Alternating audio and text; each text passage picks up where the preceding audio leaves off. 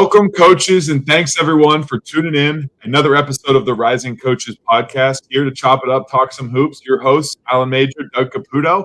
Today, we are joined with none other, the assistant coach, USF, University of South Florida, Coach Sheila Boykin. Coach Boykin, welcome to the podcast. Hello. Thank you guys for having me. I'm glad to be here. Yeah, welcome. Go Bulls. So I have to admit, I was just going to say, I have to admit, low-key, underneath the screen, I held up a bull, and I didn't even unconsciously just held up a bull. So we're already prepared. We already got it going through the bloodstream. We're good to be able to start. For you. No, but a couple of things. I mean, first off, you've had a heck of a playing career, playing at LSU, going on, playing professionally all around the world. In a variety of places, and then obviously having a great coaching career so far. But the one thing that we always like to do is just really kind of give you a full synopsis and give everybody an idea of where you've been throughout those stops in a quick nutshell. But the number one thing I want to ask, and I felt like we got away from this to start out. It was something I always like to ask, was like when you were getting recruited, right? You were a very active player. I know you had a ton of interest from a bunch of different schools, I'm sure. You were a high school recruit, one of the nation's top recruits, so obviously you were. But what were some things that coaches had did throughout the process? You don't have to necessarily specify who unless you wish, but just a recruiting process, because nowadays recruiting is different, completely different. But what were some things and some tactics that maybe some coaches did throughout that process that really stood out to you? I would say, I agree with you. The scope of recruiting has changed so much. I graduated high school back in 2011 from Long Beach Poly. They called it the home of the scholars and champions. So we had players who went on to play in the MLB, the NBA, WNBA, so many great accolades from a sports aspect from that school. And so, yes, I was highly recruited, and it was hands down one of the most overwhelming experiences of my life.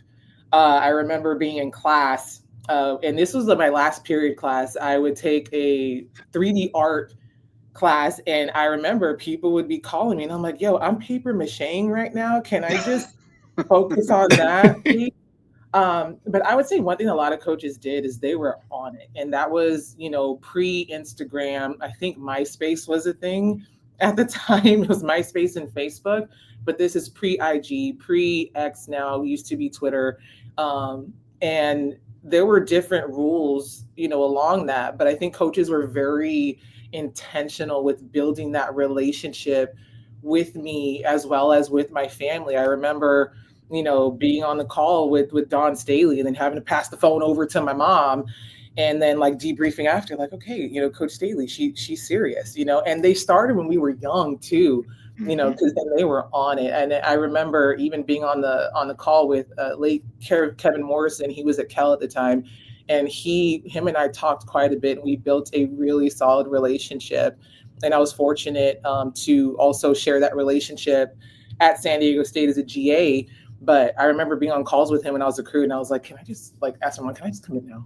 Please, can I just commit? Because they were good, and you had to say so many other things outside of money. And those decisions that we made at the time were based off of, okay, this is going to be my home for 4 years.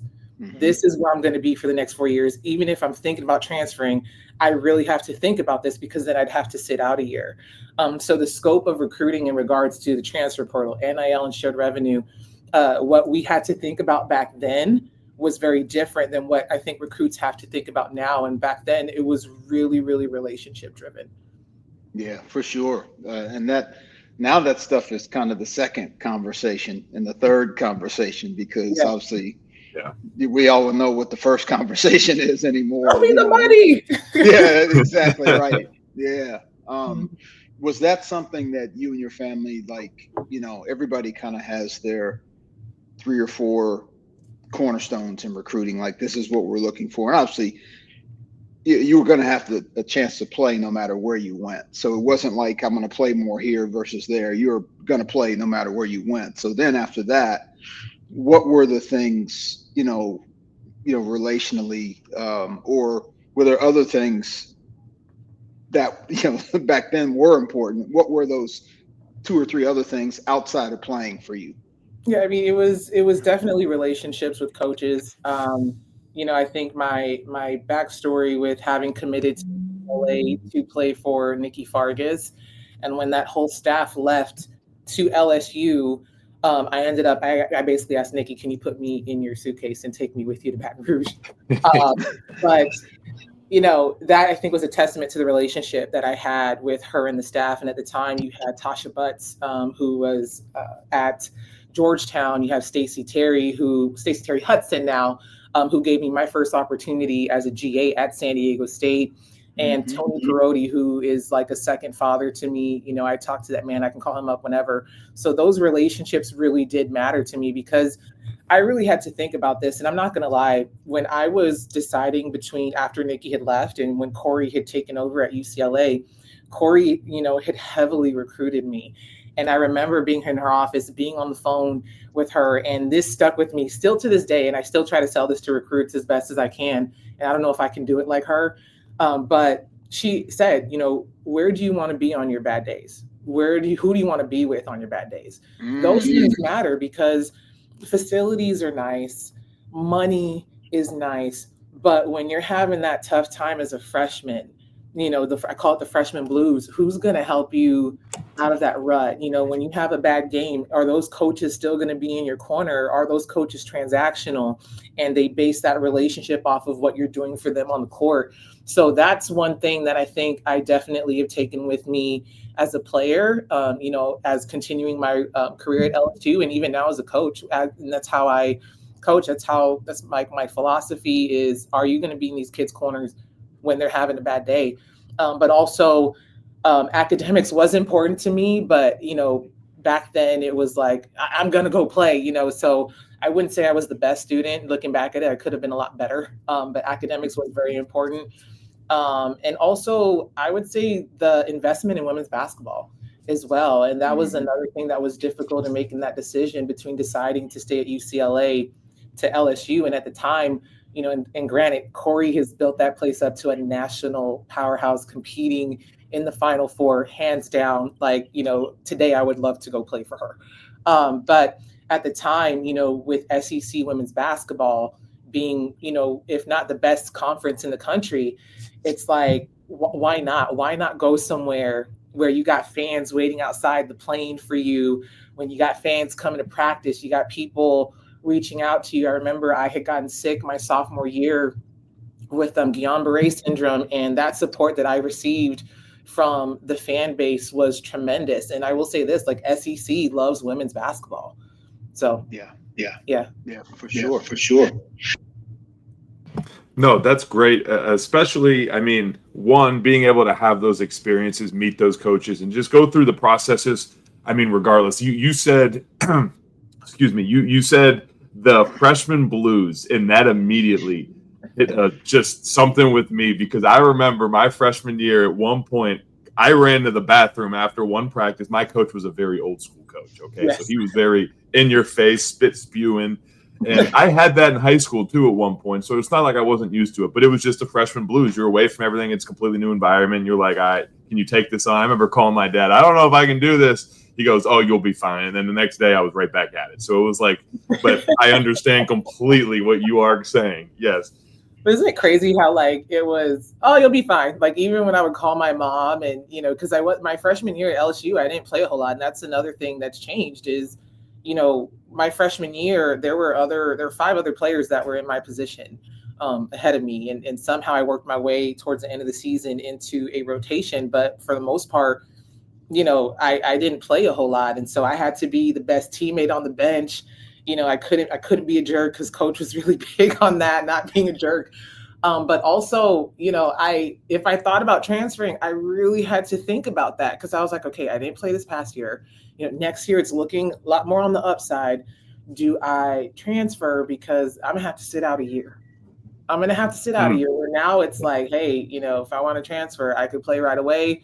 So I think the thought process is a lot different. I think I don't want to say players don't want to deal with things this year, because I think the pressures that they deal with is very different than what we had to deal with at the time, especially with social media and NIL and everything like that. But I think it did teach us, and I guess Doug, you could say the same thing. It taught us how to go through some stuff, and even things that we enjoy in the moment, but to just overcome it. Yeah, you know what? I love what you said. It sounds like the whole staff recruited you, and we're in such a crazy, and coaches, we can be like this at times on staffs. Like somebody's recruiting a high level player, and then it's like they're hovering over the kid like a guy at a prison lunch, hovering over his meal.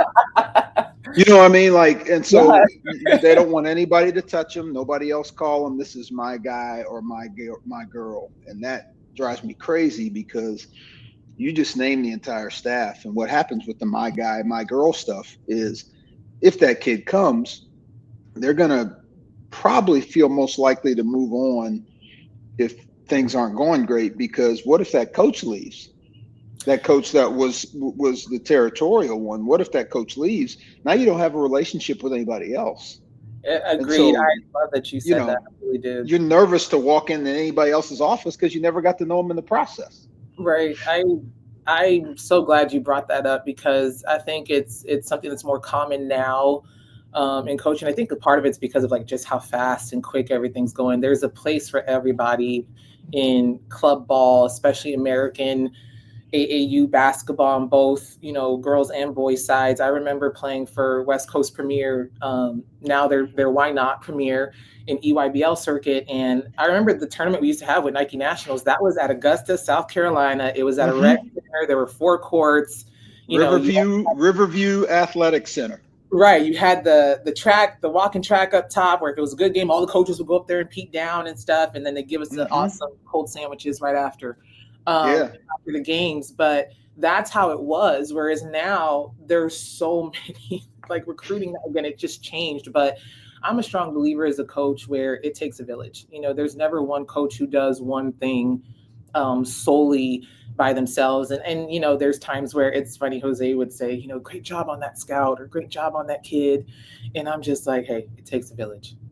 Someone, hey, you must have done something, you. No, it's we. They're not they're our kids. And my thing with those coaches, and I'll just say this right now, to those coaches who are territorial and who want to be all like my kid, they better be your kid, and you better take responsibility and accountability if they're not doing their part too. That's my thing. Because if you're going to be like that, own everything, the good, the bad, the ugly, take ownership, not just when they're doing well.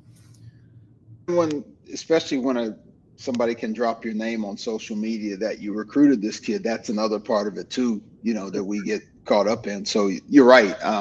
You always want kids when they commit to say, I felt like that staff wanted me.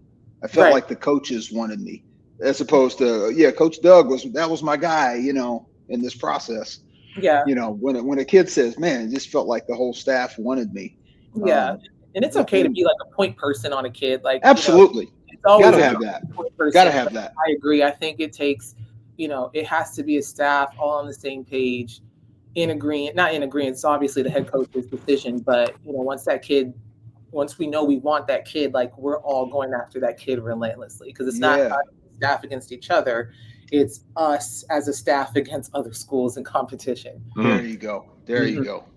100%. And just to throw in the wrench again, I mean, today's era of recruiting is completely different. It's throwing me for a loop, and I'm still a young coach in it too. Like, you're used to, before I used to be hammered, make sure to get this kid to campus. Let's tour him around. Now it's like, who cares if we get him to campus? Because half the time they don't even care. They just want to show up and play ball. And that's a complete adjustment to me now. I'm thinking, I'm over here trying to drill people to get them to campus, and no, we don't really need to, like half of our commits haven't even seen the place. I know. Isn't that crazy? Like it's so different now, but you know what? I think we either adapt or we get left behind. So, and I think we're adapting pretty well. Yeah. Oh yeah. Absolutely. So throughout your coaching career, right, you're still a young coach in the industry, but you have had some great stops: San Diego State, Cal State, Loyola University of Chicago, and then obviously USF now. But with the stops that you have had, and being a young coach in the industry, like, have there been any challenges you have faced being able to grow in the industry and just kind of moving from one spot to the next? Because we always talk about on here, everybody wants to share the glory, you being at San Diego State, then going to Cal State, but not everybody notices like the hard work and I guess the little things that go behind the scenes that you don't notice. Yeah, or the setbacks, Yeah, I think I was very fortunate to start my career off at San Diego State with Stacey Terry Hudson, her being a former coach of mine when I was at LSU, and she just had a great season at San Diego State with the Aztecs. So extremely proud of her. But being a GA there, that was the first time they had a GA, and so I was fortunate enough. There's another GA on the men's side, Kevin Buddy. He's now at Arkansas on the men's staff there, but one thing I really, really enjoyed while being there was that Stacey was a very offensively minded coach. And so me coming from a background of like defense and rebounding, that SEC mindset, it was great to learn, more on the offensive end of things. But I would say one of the hardships that I experienced was COVID, because COVID hit my second year when I was a GA. And so my first Final Four after my first year at San Diego State was here in Tampa. So it's so ironic I'm here. But my second year, there was no Final Four.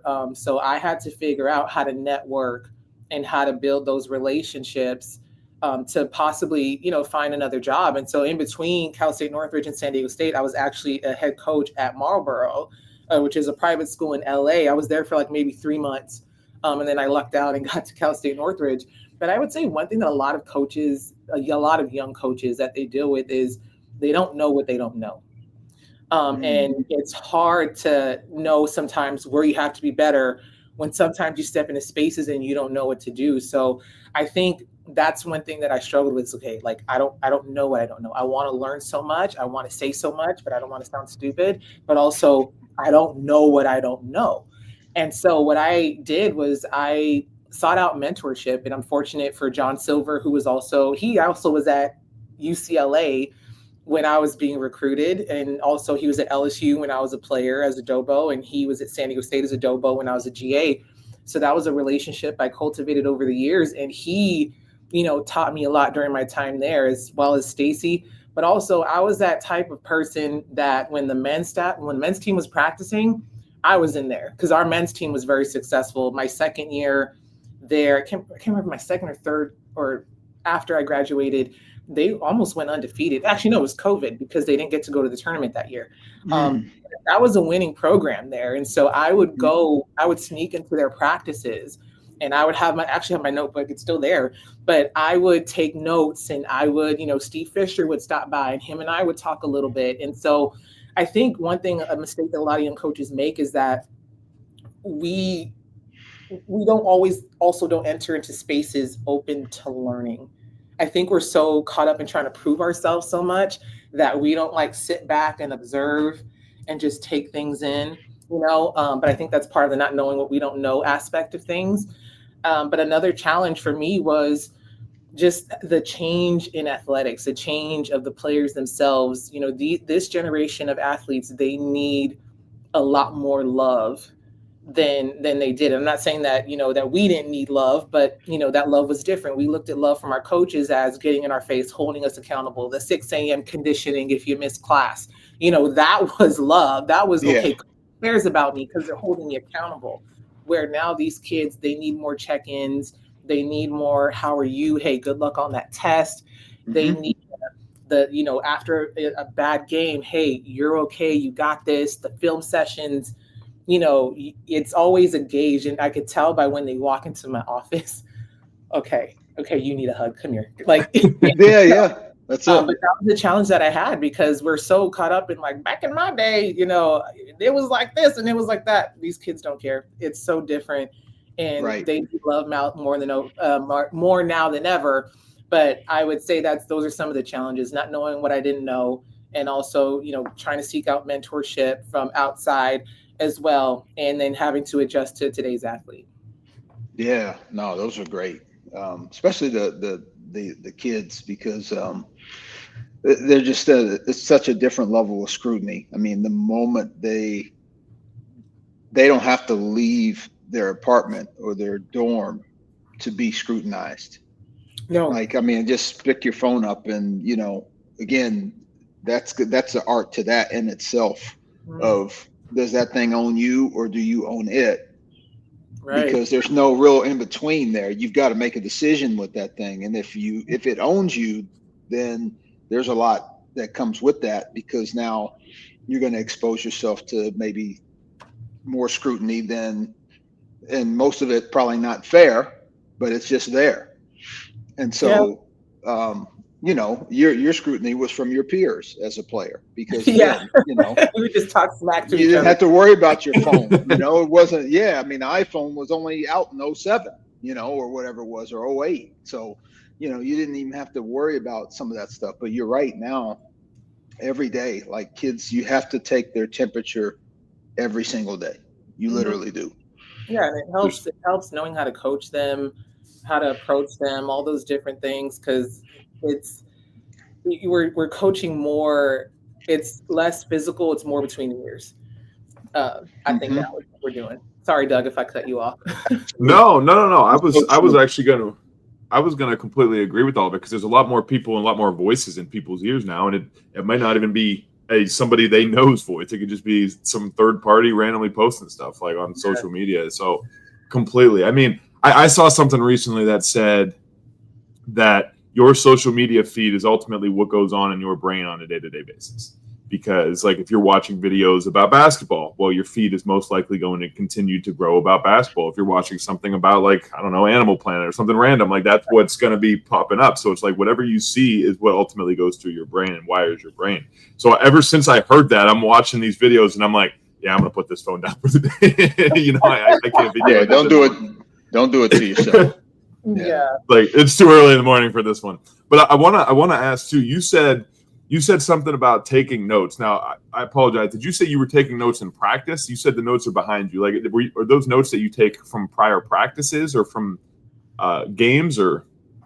So with the notes, when I was a GA, so I was my notes were always after practice, post practice, because I had to watch certain things in practice as well. Stacy did one thing I really am grateful for that Stacy did, is that she allowed me to have a voice. She also, encouraged me to, talk to the players and stuff like that, because she's like, hey, like you have been in their shoes, you know what's going on, like you can help them in ways that some of us can't.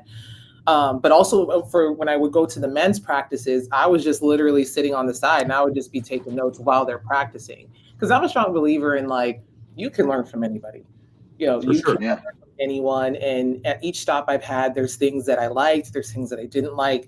It's weird. The other day I wrote a list of all those stops I had. Okay, this is what I liked from this stop. This is what I didn't like, or this is what I would do a little bit differently. It's kind of, creating my own little philosophy for when I'm in that chair today. But at the same time, I have mentors on the women's side. I have mentors on the men's side. There's people who've coached in the NBA who I've talked to, WNBA. I'm someone, I love to learn from everybody. Even if there's like an old head at the park, can you teach me your ways of longevity? Like, right. But yeah, I have my notes and stuff. And so some of them I would quote, like Dave Velasquez, he's an assistant at San Diego State men's and stuff. But more so when I was on for the women's for San Diego State as a GA, a lot of it was more so like practice stuff, like things we needed to improve and things like that. Yeah, I love it. That was one thing I recently picked up. And as soon as you said it, I was like, that caught my attention, because I am the king, and I'll self-appoint myself here, the king of going into practice, seeing something and thinking, all right, we got to make sure we change this or adjust this later on. Give me another 10 minutes in a different drill. And I'm like, I have no idea what I was supposed to remember. So I started bringing around, like on the practice plan, I always have a pen and I always try to write something down. And that's one thing that, a prior coach has taught me. And it's definitely helped me out a ton, is just write that stuff down, because then all those thoughts end up coming a practice plan for tomorrow or whatever it might be. And it's like, a lot of times you got to write stuff down. At least for me, I do not have the memory bank to be able to remember a lot of that. Well, no, because so many things go on. It's so crazy. Because like after practice, like kids could come to you, Coach, I need help with housing. I need help with this. Or, hey, I ate tilapia last night. Okay, that's gross. Thanks for telling me. But it's like, there's always so many different things that hit us after practice, that I think it's a good thing to write in the moment. But even when Jose's doing workouts downstairs, with our kids, I still he gave me these field notes. It's so funny. They're so cute too. It's this little booklet field notes. And so like I bring that down, even though I'm going on my third year here, I think I've created a good grasp for myself of like what we do here, but you never know. So there's times where he's doing workouts and he says something and I just, I write it down, because you just never know when you're going to need it. Yeah. Well, the thing I was literally just talking to somebody about this yesterday. As coaches, we have to constantly be on the hunt and on the lookout to find different ways to say the same things. Yes. Like, and then you, over your course of a year and then 2 years, 5 years, you're kind of compiling this verbal library of saying the same things. So drive the ball, play off 2 feet.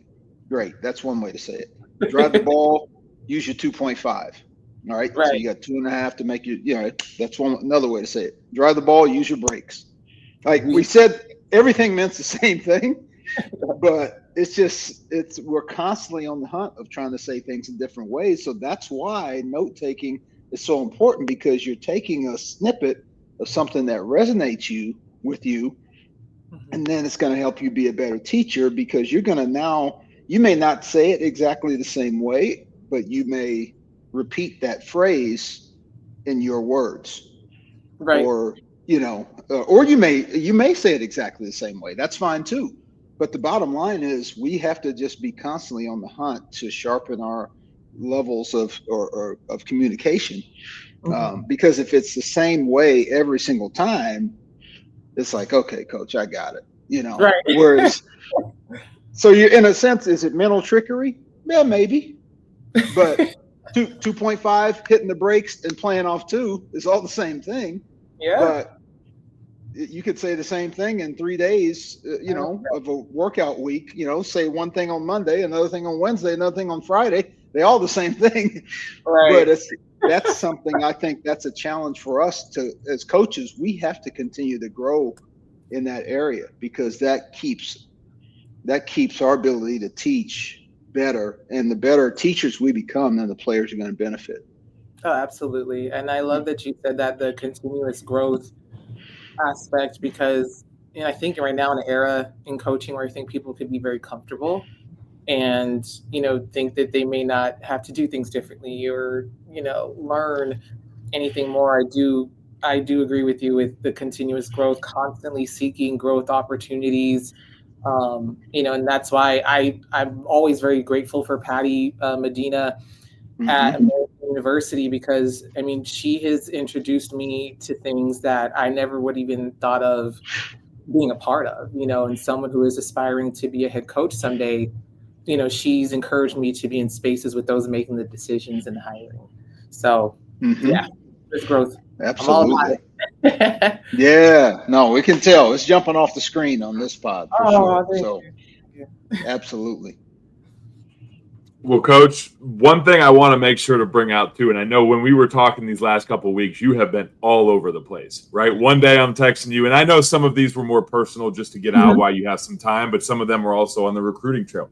Al, one day she's in Colorado. The next day she goes, yeah, I'm just landing in D.C. coming back from Istanbul. I'm like, oh, geez, you have been all over the place. So I guess my question is, one, you could definitely see from that experience, from being at a Division I level, South Florida, you obviously have to, and as well as many other Division I schools, you have to get all over the place, not even just in the country, to be able to recruit. Can you just talk about like the recruiting trail? You don't have to necessarily go too much in depth in it, but how much during the off season, if you want to call it an off season, because I understand that there really is no off, but how much of the quote unquote off season would you say you're on the road traveling for recruiting as an assistant at this level? I would say, off season, the recruiting calendar changes quite a bit. So we did have a eval period in April, but actually I'm gonna take it back. Portal combat, okay? Portal combat, it's a real thing. And it's changed a lot. I think it's a big reason why you see a lot of drop off with younger coaches in the profession right now, because season ends and there is no, okay, I'm gonna take 2 weeks off and go to Mexico, or I'm gonna go here, because the players get 2 weeks off, but we're in the portal, and even in the conference tournament, this year, I mean, we're advancing each round in our conference tournament, and we're still looking at the portal and we're still recruiting, and because it's still a thing. So that's one thing that has definitely occupied a lot of our time and a lot of our minds, especially once season is over, and we have conversations, or players put themselves in the portal. But the eval periods with AAU, there's multiple prior to July. You have one in April, you have one in May, and then you have the Scholastic event in June. And then July, now we have 2. Last summer, it was 3 because we had the College Basketball Academy. So with those days that we're allowed to go out recruiting, we go out, and we were there for the whole entire time when we can go out recruiting and where recruits can see us.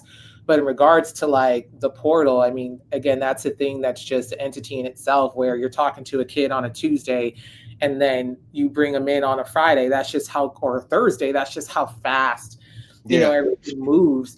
But I think recruiting, it's a constant thing, and I think that's why a lot of coaches take their vacations during the recruiting shutdown, because that's just a week where you're not allowed to talk to recruits, and you just can't see them, you can't talk to them, you can't talk to anybody involved. So that's why a lot of coaches take their vacations during that time. But so much time goes into it. And it's constant. You have to reach out to kids, whether it's via text, phone call, Zoom, mail outs is something that we take very seriously here as well. So that constant touch base with recruits, it's very frequent. Yeah. More than people think. And it has to be, because they need that as well. I mean, not everyone's looking for, everyone's looking for money, but some kids are also looking for, where am I going to play as well? So, yeah. So no, you're right. You're either recruiting other kids or you're recruiting your own team during the season. Yes. That's a constant thing. Like, so even obviously you're recruiting other, prospects throughout the season too, when you can go do stuff, hit tournaments and things like that. But yeah, that those constant temperature taking, that's a form of still recruiting your own players. Yep. And that's usually the first step. And once the portal opens, that's usually the first kids you start recruiting is like, all right, who's coming back? Right. Who's staying? Because obviously then that affects, how many, chairs you're going to have open when the music starts, Right. So 1,000%. And it's tough, especially like some people, well, maybe not necessarily, well, I guess at all levels, they on the fence of what they want to do. Do I want to go to that next? I'm shopping for that next place, and they enter the portal and they're sitting there and they're waiting. And it's like, now you're putting the coaches in a hard position, because, what do? We want to backlog this position, but you obviously want to keep this person around. And it's just, it's a messy world now. It's a messy world now, but obviously there's a lot of things you got to learn through it. And once you do, there's some great success that comes out of it, which your program has had. And I know you mentioned him a couple of times, but Coach Jose Fernandez, the head coach, just talk about, since joining the staff, I know you've been there, but talk about just like some of the pros and some things that you have necessarily learned through Coach Fernandez and the program so far. Yeah. And what's his superpower? His superpower. Oh my God, there's so many. You ready? Take notes. I got my notebook. I would say Jose has this place running like a well-oiled machine. He's been very successful. He just finished his 25th season here in South Florida. A lot of people don't know this, but my senior year at LSU did end here at South Florida. In the first round of the tournament, they knocked us out. They had a great team. They had Courtney Williams. They had so many great players on there that went on to play professionally. And, I think it starts off with the standards that he sets. It starts off with the standards that he sets. And one thing about Jose is he's very direct and he's very honest. You never have to wonder where you sit with him. He's honest with everybody. He's honest with us as a staff. He's honest with the players. One thing I do like that he does is he meets with our kids once every 2 weeks. And those are just check-ins. Sometimes it's about basketball. Sometimes it's not. But if you want to know why if you're not playing or where you have to improve, he's going to tell you like it is. And he's just going to be very honest with you. And I think that's a great quality, because I think in a time where I feel people could be very fake, especially coaches, and they could say one thing but do another. Jose is someone that when he says something, he means it and he follows up with it with action. But also great X's and O's mind. We have a lot of plays. I was sitting next to Chris Daly from UConn at an event in Columbia, and she's like, "Yeah, we have you guys coming this. They're like, we're playing you guys this year." And I was like, "Yeah, we're excited." And I knew, it's UConn, but Yeah. she was like, "Yeah, I'm gonna make sure I don't have that scout because we just do so much." And the thing is, like, people have asked me, like, "How do you scout South Florida? How do you scout South Florida?" And I'll just say your best bet is just to try and conceptually defend. Just think concept, because we have so many things that we do. We have a very European style offense and we play fast, but it's like, who's he going to run a set for this time? You don't know. Like, you just don't know. So I would say that's one thing I really, really enjoyed since being here, is just expanding the playbook and expanding my knowledge on X's and O's, why we do certain things, why we do certain actions. I've learned so much from him, and he's been a great advocate, I call him El Presidente for the WBC.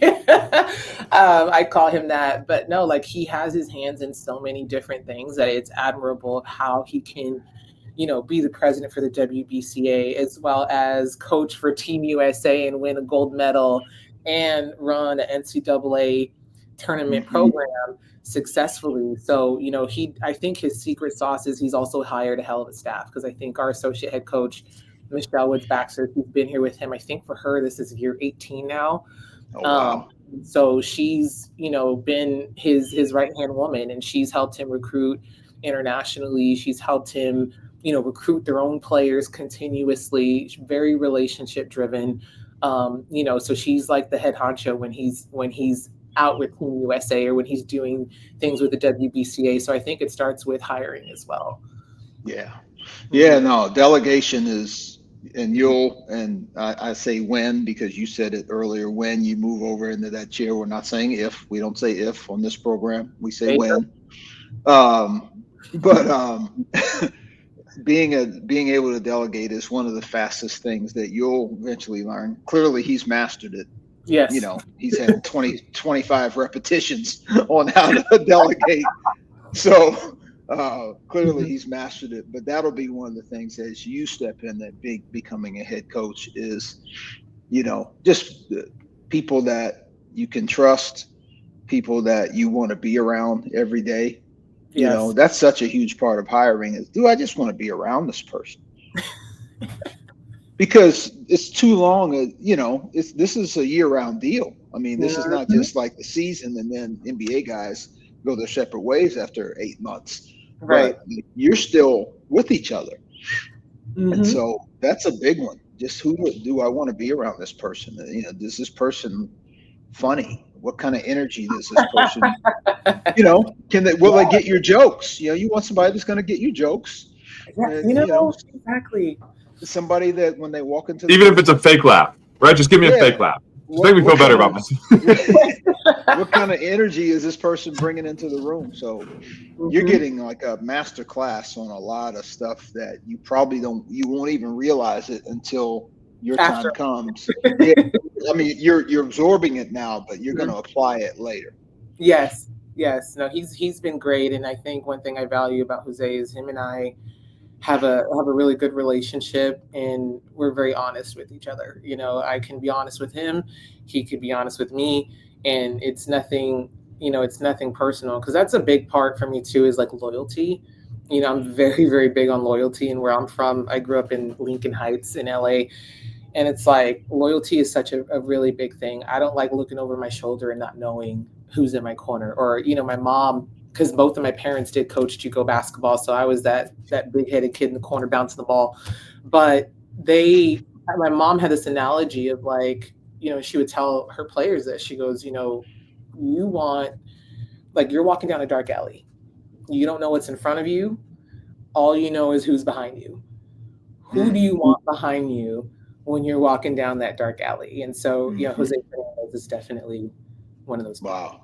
I love that. Yeah. That's a good reference. Yeah. That's golden right there. Golden nugget. No, I have to say, well, especially just off of that, I mean, it's great to be able to learn from somebody who's been around the game so much. I mean, this past year, you guys were 23-11. right? So it's like you obviously what you're doing is successful, it's working, it's steering you in the right direction. And I mean, again, he's been doing it for 25 years, so I don't think it takes me to sit here and say that. I think everybody knows that. but it definitely speaks. And the point too that I kind of take away from all of this is the notes that you take, right? Because again, you're going to probably learn so much. I've been with some great coaches throughout my young career too, and sometimes you look back and you're like, I forget how he did this. And that's why I have a whole, like, I'm happy you talked about the notes, because I have a whole dialogue of a bunch of practice plans and a bunch of things I started writing down. And now you can kind of resort back to those, because again, forget everything that you've already went over and saw. Now you can go back to it and look at the notes, look at everything you have. And we had a high school coach on here recently talk about, he takes notes after every single practice. And he said he has one from literally, he's been doing it for what, almost 30. Yeah, it was 30 Flannery? years. Yeah, Flannery, 30 years. Yeah. 30 years. And it's like, he takes notes after everything, and it's crazy. Yeah. But hey, that's what helps you improve and succeed later on in life. Everybody has a different way of doing it. Agreed. I love it. Yeah. No. Well, you have a head coach that, you know, as experienced as he is, he still works and learns. I'm sure he's got his ways and people that he studies and learns from. And I know he has his nose in FIBA stuff as well, deep in FIBA. But, you know, he's as experienced as he is, he still approaches things like a rookie. And that's the healthiest balance you can ask for, right? Like you have all this experience, but there's still a rookie humility in terms of trying to learn and grow and accept when you're wrong. Like, yeah, my fault, staff. You know, like that. You know, just even that. You know, so you're very, very fortunate to be with. He is a pillar in your game for sure. Thank you. No doubt. Well, Coach, obviously we are looking forward to seeing where you are able to go and succeed. Of course, we always say, you know, like, be where your feet are, so I don't want to get too ahead of myself. But at the same point, definitely looking forward to seeing where you grow in the industry. But what we want to do first is, again, kind of take you back full circle and ultimately back to that SDS University, San Diego State, right? One of the first positions following that playing career. If you had any advice for your younger self, and I always hate saying that because I feel like people are always going to get mad at me. If you have any advice for yourself starting out in the profession, okay, knowing what you know now, what advice could you share with yourself? Oh, man, these are always great questions to ask because, yeah, that was some years ago. Well, 5 or 6, I think. I'm not that old. But I would tell myself to not stress the little things. I would tell myself not to stress the little things and to just be a sponge and to continue to just observe and to continue that growth mindset. Because again, young coaches, I seek mentorship from a lot of the OGs, the people who've been doing this for 20 plus years. Cause I'm like, you've created longevity for yourself. You've adapted to all these changes, you know, to players and NIL, shared revenue, recruiting, everything. And so I think one of the biggest, I don't want to say complaints, but the biggest feedback that I get of where us as young coaches could be better is that we need to step into spaces more as, you know, learners, and not saying that we can't apply what we know, because obviously, you know, playing in the SEC, playing professionally, I do bring value. But absolutely, you got to learn the coach's aspect of things. You know, that kid's not just lazy. Maybe that kid is having a hard time because that kid's uncle just died, or because, you know, they're really academically driven and they just bombed that test, you know. So, you know, there's so much learning that goes into it, especially those first couple of years, that I think it's okay to step into spaces and say, you know what, I don't know. Like, I had just gotten back from Istanbul, and, you know, they have a great system here of international recruiting. I've been fortunate where Jose's allowed me to go to a couple places to, you know, to step into international recruiting a little bit. And there was a country I didn't know how to pronounce. I didn't. And you know what? Still to this very second, I don't know how to pronounce it. But I was like, okay, yeah, I don't know how to say that word. You know, and do you have any idea how much like humility to just step into a space and say, I don't know. I don't know, you know, but I'm willing to learn. I'm willing to understand. So I think I would just tell myself to continue and to do that a little bit more, because sometimes we're just a little bit, afraid for some reason. Like we're afraid, but also we're very bold when we first step in. I don't know. It's just either we're one or the other. But and also to seek out constant mentorship and to also trust in my abilities. To trust in my abilities and trust everything that I've learned, and to trust in myself that I'm going to do what I have to do to continue to learn. Yeah, for sure. Because the competitor in you, that same competitor that threw bows around when you were playing, that I same. don't know what you're talking about. You like Reggie Miller with the leg kick. Like, I don't know what happened, Right, I don't know. But that same competitor kicks in as a coach, right? So that same competitor that wanted to develop as a player and wanted to fill your chuck holes as a player, then you realize you have these chuck holes as a coach. And that same competitor wants to fill those chuck holes that same way and that same attitude. So that's what's so good about what you're saying is, because the game is the game.